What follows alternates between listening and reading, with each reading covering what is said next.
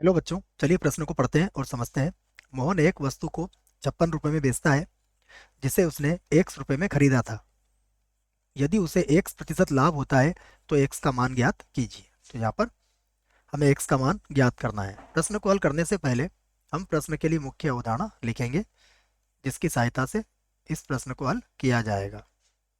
तो मुख्य अवधारणा में हम सबसे पहले देखिए, द्विघात समीकरण से संबंधित प्रश्न है। तो द्विघात समीकरण का व्यापक रूप हमें याद होना चाहिए। ये होता है ax का वर्ग प्लस का bx प्लस c बराबर 0। ये होती है द्विघात समीकरण का व्यापक रूप। और इसको हल करने के लिए हम गुणनखंड विधि का उपयोग करेंगे बच्चों। गुणनखंड। तो गुणनखंड विधि की सहायता से इसको हल करेंगे हम जब द्विघात समीकरण हमारी बनेगी। और भी विधियां होती है जैसे पूर्ण वर्ग बना के हल करना, द्विघाती सूत्र की सहायता से हल करना, उससे भी आप इसको हल कर सकते हैं। तो ये बात आप याद रख सकते हैं। दूसरी बात देखिए, अगर हम लाभ की बात करें तो हमें लाभ का सूत्र भी याद है। लाभ किसके बराबर होता है? विक्रय मूल्य। लाभ होता है विक्रय मूल्य में से हम क्या घटाते हैं? इसमें से घटाते हैं हम क्रय मूल्य। जब विक्रय मूल्य में से क्रय मूल्य घटाते हैं तो हमें क्या मिल जाता है? लाभ मिल जाता है। अब प्रश्न में क्या कहा गया है इसको यहां से दिखते हैं। तो यहां से इस प्रश्न को हल करेंगे।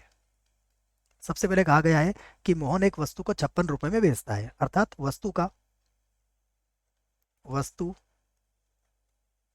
का विक्रय मूल्य, वस्तु का विक्रय मूल्य कितना हो गया? विक्रय मूल्य हो गया 56 रुपए। 56 रुपए ये वस्तु का विक्रय मूल्य हो गया जिसे उसने X रुपए में खरीदा था। इसका अर्थ क्या हुआ? इसका अर्थ हुआ वस्तु का क्रय मूल्य। वस्तु का क्रय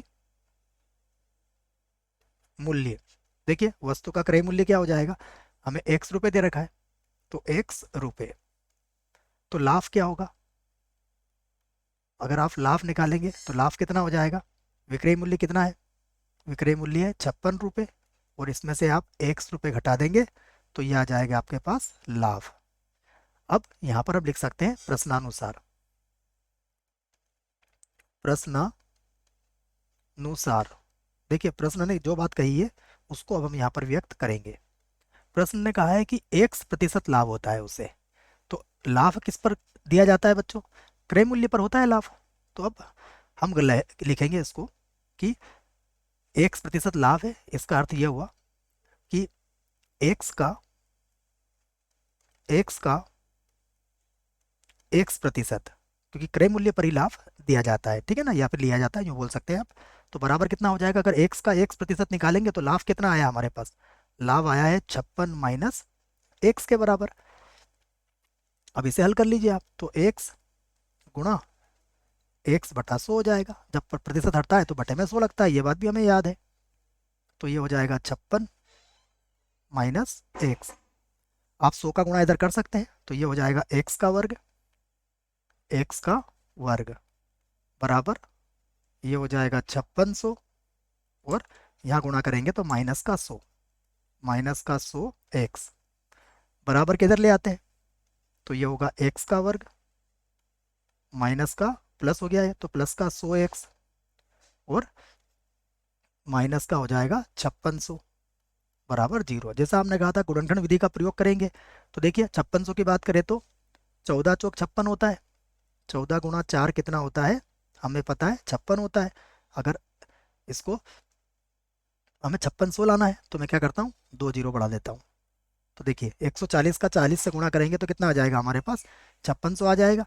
हमें माइनस में चाहिए तो घटा लेंगे इसको, मतलब कोई भी इसको माइनस का कर देंगे तो ये भी हमारा माइनस का हो जाएगा बच्चों, ठीक है ना। ये हमने रफ में एक बात समझ ली है, ज़्यादा काम की नहीं है हमारे लिए। हमें इधर इसको हल करना है। तो यहाँ से देखते हैं हम, हमें मिलेगा x का वर्ग प्लस हो जाएगा 140x और माइनस हो जाएगा 40x और माइनस हो जाएगा 5600 बराबर कितना होगा? 0। अब यहाँ से x कॉमन निकालेंगे तो ये हो जाएगा x प्लस 140 माइनस का 40 कॉमन निकालेंगे तो ये हो जाएगा x प्लस 140 बराबर 0। तो ये हो जाएगा x प्लस 140 और यहाँ हो जाएगा x माइनस 40 बराबर 0। दोनों की तुलना हम अलग अलग जीरो से कर सकते हैं। तो लिख सकते हैं x प्लस 140 बराबर 0 या फिर x माइनस का 40 बराबर 0।